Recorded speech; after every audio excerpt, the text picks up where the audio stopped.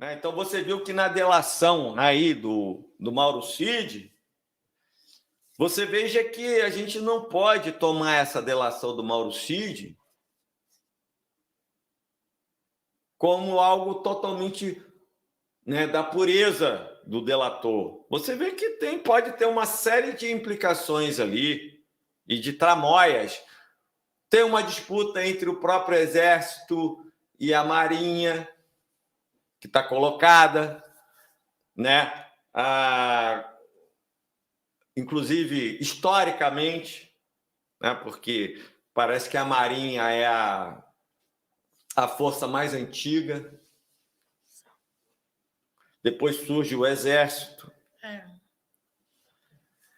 Né? Há uma disputa ali de como, mas historicamente o Exército, em que a tropa mais numerosa é o que dá a última palavra. Né? Então, o Mauro Cid, que é tenente-coronel do Exército, você veja que ele dá a cabeça de quem? Do almirante Guarnier, né? da Marinha. Marinha. Né? Só que na reunião, Tereza, ali, quando ele fala, não estava só representante da Marinha, tinha representante do Exército, tinha representante da Aeronáutica. E se foi aventado, como ele disse, porque nós temos que falar de uma maneira hipotética, porque são vazamentos que estão ocorrendo, não houve ainda uma divulgação oficial da delação do Mauro Cid. Você veja que se ele falou isso, todos ali presentes estão envolvidos na trama golpista. Ou seja, deixou de ser, Tereza, aquela coisa, os militares conspiravam no âmbito privado, mandando mensagem de celular um para o outro, mas não passou disso. Não, eles se reuniram oficialmente pela delação do Mauro Cid, aí que está vazando. Se reuniram. Existia uma articulação ali oficial, uma conspirata para dar um golpe de Estado no Brasil. Exato. Era tudo preparado, né? E ainda que os que estavam ali não concordaram, prevaricaram. Houve a prevaricação porque eles são a força, Tereza, que nós, sociedade civil, concedemos a eles, pagamos.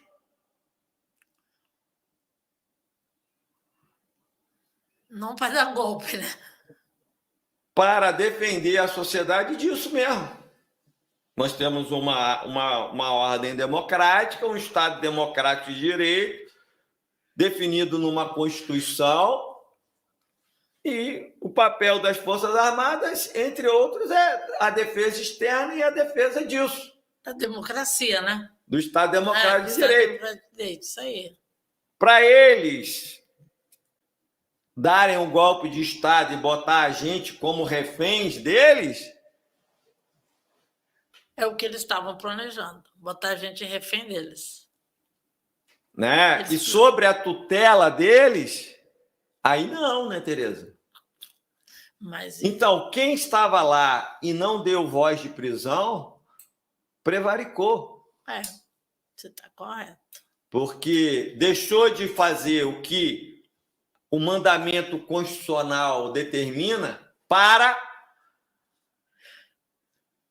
se acompliciar com os seus pares, para fazer o corporativismo, o espírito de corpo que nós falamos aqui, Tereza. Nós falamos aqui de uma maneira até bastante veemente, pela gravidade. Tinha uma parte, né, a gente estava vendo que tinha uma parte das Forças Armadas que entendia que eles poderiam cometer crimes, né? Ou seja, você via sempre o que era uma distorção que só ocorreu no bolsonarismo. Você veja que sempre tinha um fundamento com base na legalidade. E você via que estava se partindo para fundamentos que desprezavam até mesmo a questão da legalidade. E não é o pessoal que tiver interesse ver essa live nossa aí do passado, para a gente ter muita coisa para falar aqui, e nós estamos vendo claramente isso, que boa parte da cúpula das Forças Armadas brasileiras estavam ali para cometer ilegalidades totalmente fora da atuação que eles são obrigados a ter. Cumprir a Constituição, Né? E aí você tem a fala do Múcio, e nós vemos aí que é um jogo de carta marcada, no qual ele fala que não teve golpe porque devemos às Forças Armadas. Ou seja, fazendo ministro do Lula, fazendo o discurso que o próprio Bolsonaro sempre fez, que se nós só temos democracia no Brasil porque as Forças Armadas assim o querem.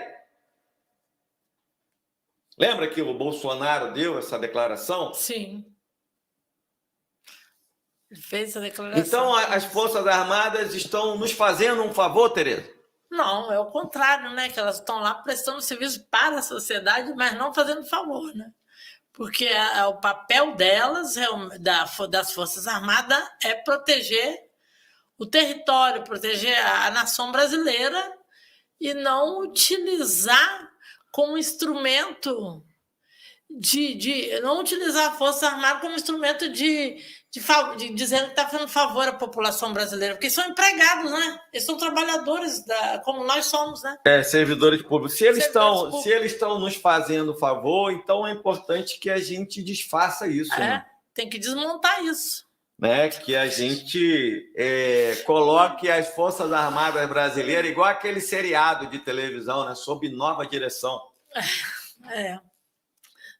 Porque realmente o papel das Forças Armadas, que eles são concursados como funcionários públicos, né, do governo, e eles não têm o poder de intervir dentro do governo, e se proteger os governos, proteger a nação, né?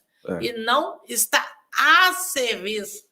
Eles têm que estar a serviço da sociedade brasileira. Eles descumpriram tudo. A Constituição, eu concordo com a sua fala da ilegalidade, cometer o crime, né? Se fosse tomar todas as medidas, eles teriam que ser punidos, né? Porque eles participaram de uma reunião que eles não reagiram dentro da lei.